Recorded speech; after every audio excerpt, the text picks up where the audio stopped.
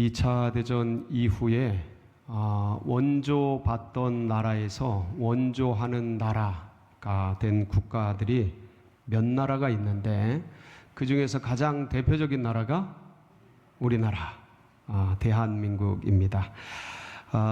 이것을 일컬어 한강의 기적이라고 합니다. 정말 원조를 받는다라는 것은 타국으로부터 어떤 물자, 인력, 재정 이런 것들을 이제 공여받고 도움받는 것을 의미합니다. 그런데 내 나라가, 이 자국이 힘이 있고 능력이 있는 상태에서 갑작스러운 어떤 천재지변, 지진, 해일 이런 재난 이런 것들을 당해서 타국으로부터 도움을 받고 힘을 좀 빌리면, 그때는 이게 이제 진짜 그야말로 후원이 되고 어떤 원조가 되고 도움이라고 할 수가 있겠습니다. 그런데 내 나라가, 이 자국이 아무것도 없고 먹을 것도 없고 쓸 것도 없고 힘이 없는 그런 상태에서 다른 나라를 바라보면서 도움을 요청하고 또 어떤 타국의 선행을 기대하고 바라보는 것은 어떤 면에서는 이게 후원 이런 걸 넘어서서 이거는 좀 구걸이고 동량이라고도 이렇게 볼 수 있겠습니다. 50년 전, 60년 전만 하더라도 대한민국이 그랬습니다. 남의 나라에서 도움 없이는 살기가 너무 힘든, 세계에서 가장 가난한 나라 1, 2, 3위, 끝에서 1, 2, 3위를 그런 다투던 그런 나라였습니다. 살기 위해서, 먹고 살기 위해서 그랬던 것이죠. 그런데 이 나라, 이 민족이 하나님께 간절히 기도했습니다. 그리고 우리 어머니, 아버지 세대들이 진짜 목숨 걸고 일했습니다. 제 기억에 진짜 손이 닳도록, 밤이 새도록 야근하시고 철야하시고, 기도로 철야하는 것은 성도들이 했고, 우리 온 국민이 밤새도록 일했어요. 밤새도록 일했던 그런 것들이 기억이 납니다. 우리 선조들이, 선배들이, 어머니, 아버지들이 그렇게 하셨는데, 그러니까 전심으로 기도하고 정말 생명 걸고 일을 했고, 거기에 하나님께서 축복을 부어 주셨습니다. 기도를 응답해 주신 것이죠. 그래서 한강에 기적이 일어났어요. 이 나라, 이 민족이요, 작년 기록을 보니까 우리나라가 세계 무역 수출 6등이에요. 6등. 세계 6등. 그리고 경제 파워가 10위권이에요. 와. 너무. 그리고 문화적으로는 K-팝, K-푸드, 요새 스포츠. 오늘 아침에 글쎄 기록이, 제가 아침에 봤을 때는 6시경인가 봤을 때는 우리가 6등이더라고요. 지금 올림픽 시작한 지가 열흘이 됐습니다. 이게 17일간 하는데 열흘이 했는데 우리가 6등이야. 놀래지도 않아. 당연한 거예요, 당연한 거. 그 정도야 당연한 거야. 1등을 해야 놀라는 건가? 와, 진짜 저는 깜짝 놀랐어요. 열흘이 됐는데 아직도 우리가 6등, 7등 왔다 갔다 하고 있는 걸 보고, K스포츠, K게임, 말할 것도 없이 우리나라 여권 파워 세계 2위, 미국의 밑에 있어요. 우리가 더 앞서 있어. 우리나라가 무비자로 전 세계를 나가는데 한 200개국 나갈 수 있어요. 거의 190개국이 넘어요. 그러니까 미국도 못 따라와, 우리나라 여권 파워를. 이 정도입니다. 국뽕이 차오릅니다. 자, 어깨에 뽕이 올라갈 정도로 한국인이라는 이 자부심이 정말 이렇게 올라오는, 그렇게 정말 하나님이 축복해 주셔서 이렇게 잘 살게 되고, 그러고 나서 우리가 옛날에 못 살고 타국으로부터 원조받던 것을 잊지 않고 이 나라 민족이 가난한 나라, 힘든 나라, 어려운 나라를 열심히 돕고 있습니다.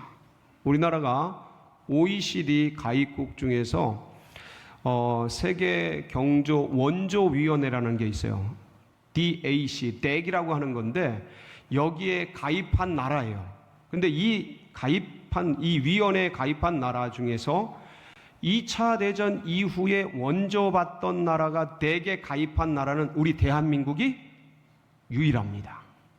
그래서 원조받던 나라에서 원조하는 나라가 몇 나라는 되는데 원조받던 나라에서 이 OECD 산하에 있는 대개 가입한 나라는 대한민국이 유일해요. 이 덱에서 개발 원조위원회에서 세계 원조의 90%를 감당하는데 여기에 우리나라가 열심히 돕고 있어요. 여러분, 선물을 받는 것도 좋은데 선물을 주는 기쁨을 아는 사람이 성숙한 사람이에요.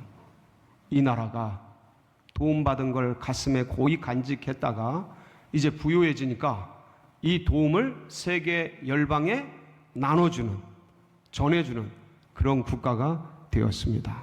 졸부는 몇 나라가 나올 수 있지만 이렇게 문화적으로 성숙하고 이 고마움을 잊지 않고 이렇게 나누고 섬기는 대한민국, 우리나라 좋은 나라, 삼천리반도 금수강산 아름다운 나라.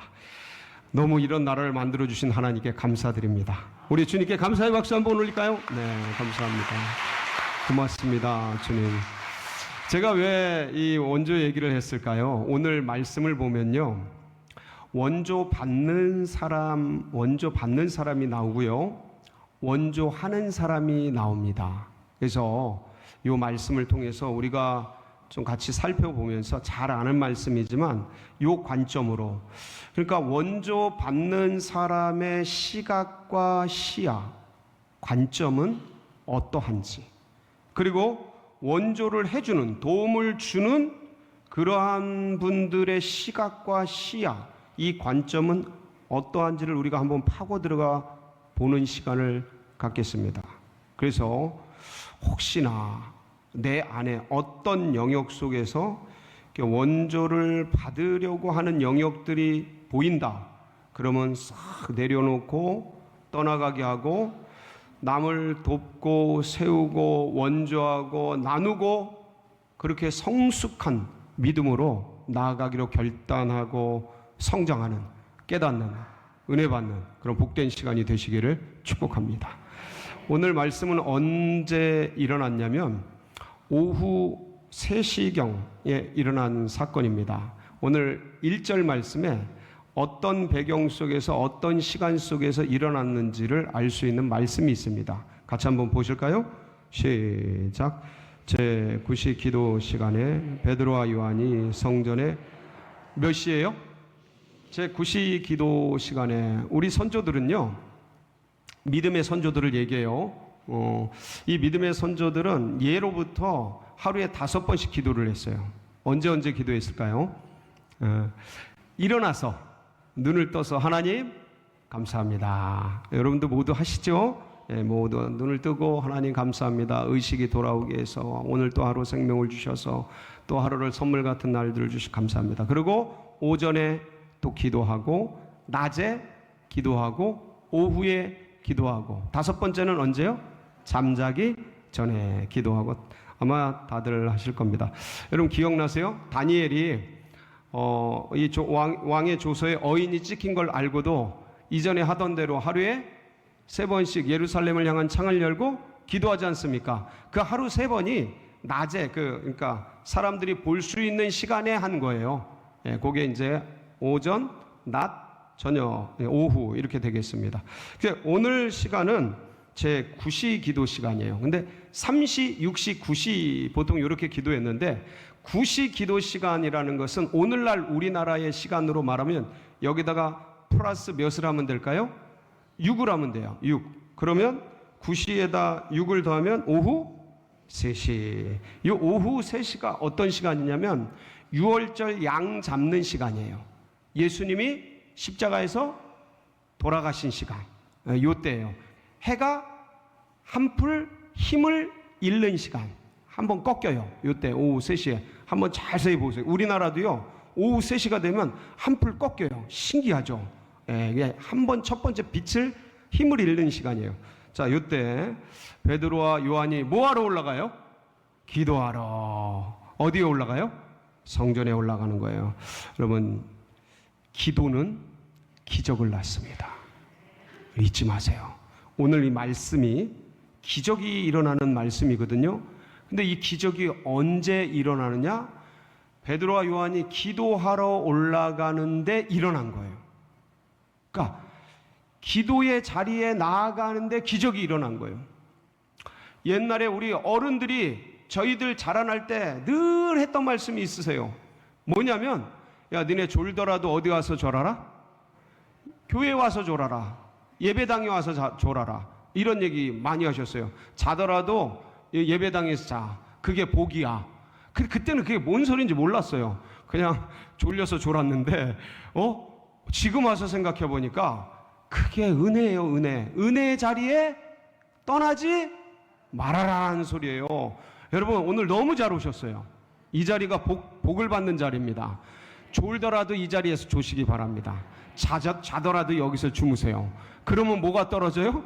복이 떨어져요. 이게 구시 기도 시간에 베드로와 요한이 기도하러 성전에 올라가는데 거기서 이 구걸하는 사람을 만난 거예요. 거기서 그리고 기적이 일어난 거예요. 이 놀라운 역사가 일어나게 된 것이죠. 사랑하는 성도 여러분, 오늘 이 거리는요, 이 구걸하는 사람은요, 몇 살쯤 됐는지 아세요? 사도행전 4장 22절 보면 40세쯤 됐다고 나와 있어요. 40세쯤 됐는데 이분이 그럼 날 때부터 못 걸었거든요. 2절 한번 볼까요? 2절, 이분의 상태를 알 수 있는 말씀이 있습니다. 시작. 나면서 못 걷게 된 이를 사람들이 메고 오니 이는 성전에 들어가는 사람들에게 구걸하기 위하여 날마다 미문이라는 성전문에 두는 자니라. 언제도요? 날마다도요? 매일매일도요? 근데 이분이 날 때부터 못 걸어요. 그러니까 선천성 못 걷는 장애인이죠. 장애아예요. 장애를 입은 사람이에요. 그런데 그러니까 날 때부터 못 걸으니까 자기 밥벌이를 할 수 있어요? 못해요? 못해요. 그래서 이 사람을 아마도 나이가 언제부터 구걸을 하게 했는지는 나와 있진 않아요. 근데 어린 시절은 지나갔을 겁니다. 어린 시절은 지나갔을 것이고, 어느 정도 이제 성인이 13살부터 성인으로 취급을 해요. 이스라엘은. 그 13살이 지난 때부터 글쎄요, 네 밥벌이는 네가 해라 하고 어쩌면 사람들이 이 사람을 데려다가 성전 앞에 두었을 겁니다. 거기서 뭐 하라고요? 구걸하라고. 그래서 날마다 뒀을 거예요. 자, 그러면 그 13살은 너무 어리니까 20살 정도로 하겠습니다. 20살 정도로. 그래도 중고등학교는 지나가고 20살 정도의 이 친구가 구걸을 하는 일을 시작했다면 지금 몇 살이라고요? 40살. 자, 그러면 최소 몇 년 한 거예요? 20년. 그 거대한 아름다운 미문을 두고서 주님께 경배 드릴지 모르고, 수많은 사람들이 하나님께 기도하러 가는데 하나님께 기도할 줄 모르고, 주님을 높이며 송축하는데 그는 자기의 신세를 한탄하면서 그 수많은 사람들이 믿고 있고 따르고 있고 의지하고 있는 하나님을 왜 모르겠어요? 알지만 그냥 운명론적으로 자기의 신세의 한탄 속에 갇혀서 그렇게 살고 그렇게 보는 거죠. 사람들을 그렇게 보는 거예요. 세계를 그렇게 보는 거예요. 우주를 그렇게 보는 거예요. 자기 인생을 그렇게 의존적인, 자기 중심적인. 근데 베드로 요한이 이제 올라가다가 이 구걸하는 사람이 베드로와 요한을 바라보면서 이게 딱 벌써 몇십 년 해왔기 때문에 전문가죠. 저 사람들 신앙이 괜찮아 보이고 줄만한 사람이군. 딱 보면 이제 아는 거죠. 왜 전문가들끼리는 서로 알잖아요. 그 딱 보면서 계속 쳐다본 거예요. 올라가는데 계속. 그런 걸 느낀 거죠.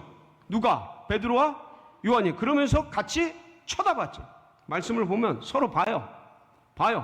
그러면서 뭐라 그래요? 4절에 베드로가 뭐라 그래요? 요한과 더불어 시작. 베드로가 요한과 더불어 주목하여 이르되 우리를 보라 하니. 자, 주목해서 보다가 베드로가 뭘 본 거예요? 자, 말씀을 자세히. 베드로가 요한과 더불어 주목하여 이르되. 자, 주목했어요. 그러니까 이 구걸하는 사람이 베드로와 요한을 이렇게 보고 있었어요. 그가 베드로와 요한이 성전에 들어가려 함을 보고 구걸하거늘. 3절에. 그래서 구걸하니까 한 푼만 줍시오 하니까 베드로가 요한과 더불어 그 사람을 주목했어요. 봤어요. 그러면서 또 뭐라 그래요? 이르되 우리를 뭐라? 우리를 봐라.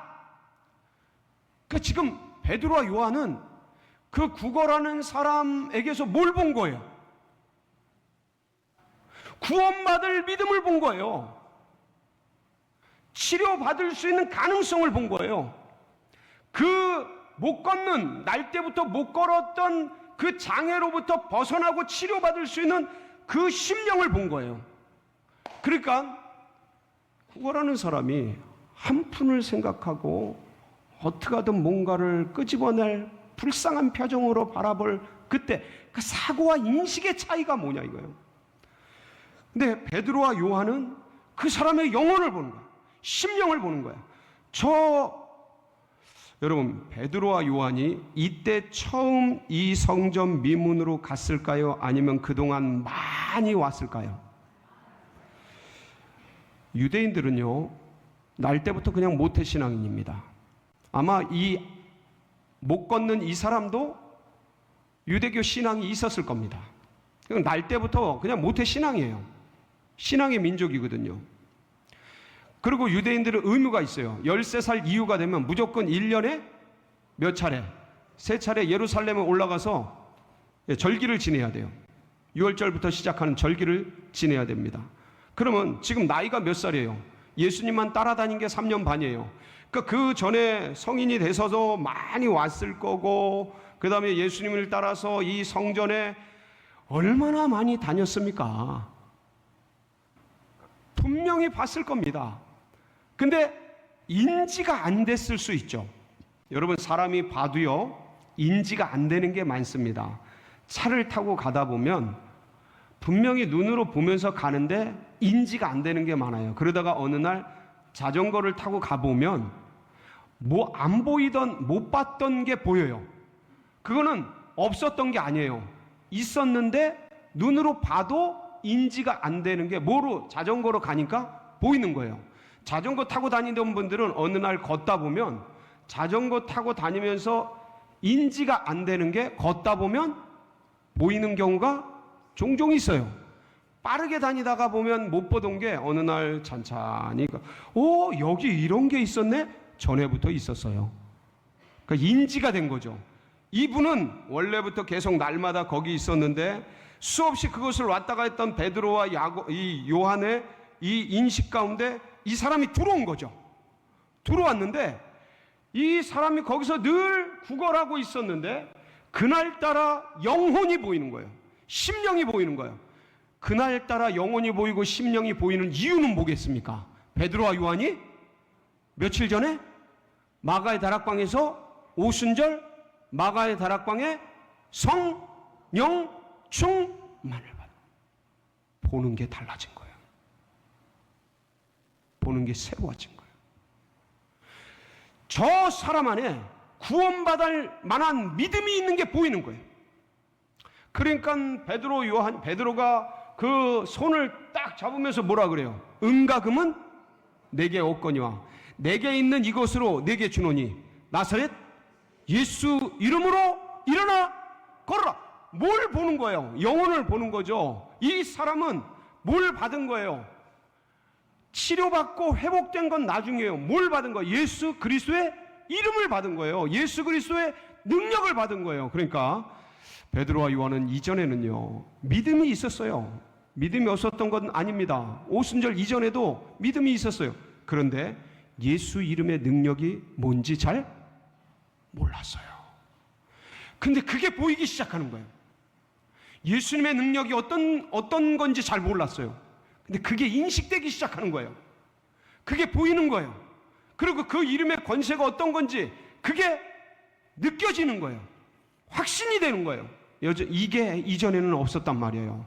그러니까 도망 다니고 피해 다니고 그리고 그냥 자기들의 야망을 이룰 목적으로 예수님을 이용할, 그냥 그야말로 이거는 이용해 먹는 거죠. 이용해 먹으려고 믿었단 말이에요. 이것도 나쁜 믿음은 아니에요. 천국 가야죠. 그렇죠? 나쁜 믿음은 아니에요. 근데 완전히 달라진 거예요. 보는 눈이 달라진 거예요. 이젠 영혼을 보고 심령을 보고 예수 그리스도의 그 이름을 보고 예수 그리스도의 능력을 보고 그리고 저 사람을 회복시키고 고칠 것, 은과 금 그런 건 내게 없는데 내게 있는 게 있다. 누가 있는 거예요? 내 가슴 속에 예수 그리스도가 있는 거예요. 그 이름에 능력이 있는 거예요. 여러분 믿으십니까? 이 이름을 붙들길 바랍니다. 그러니까 이걸 보는 거예요. 사람 속에서 예수를 보는 거예요. 예수 그리스도께서 하시겠는데, 예수 그리스도의 능력이 일하시겠는데, 이걸 보는 거예요. 사방에서 그걸 보는 거예요. 그리고 잡아 일으키니까 다리에 뭐를 얻고요? 힘을 얻고 벌떡 일어나서 그동안 밥그릇으로만 생각하고 밥줄로만 생각했던 성전, 거기에 뛰어 들어가서 찬양하며 주님을 높이며, 그러니까 이분은 원래 믿었던 분이 맞아요. 여러분 고쳐졌다고 뭐 하나님 뛰어다니며 찬양하고 누가 그러겠습니까? 안 믿던 사람이. 그러니까 원래 믿던 사람인데 완전히 주저앉아 있었던 거죠. 의존적이고 자기 중심 속에 사로잡혀 있었던 그런 영혼이었죠. 그런데 베드로와 요한이 이 영혼을 일으키면서 회복시키고 구원해 낸 것이죠. 사랑하는 성도 여러분, 어떤 분이 되고 싶으십니까? 구걸하는 삶의 인생을 산 이 길을 가고 싶습니까? 아니면 구조하는 베드로와 요한의 삶으로 가고 싶으십니까? 말하여 무엇하겠습니까? 여러분 이 믿음의 길을 가시기 바랍니다. 영혼을 구원하고 어떤 것을 봤을 때 그 심령의 깊은 세계를 바라보고 어떤 무엇을 먹을까, 무엇을 마실까, 무엇을 입을까, 이 세상의 눈이 아니고 영원한 눈, 예수 그리스도의 눈, 그 주님의 관심, 그 주님의 비전, 그 주님의 뜻으로 세계를 보고 영혼을 보고 사람들을 보는 그런 우리 성도님들 모두가 되시길 주의 이름으로 축복합니다.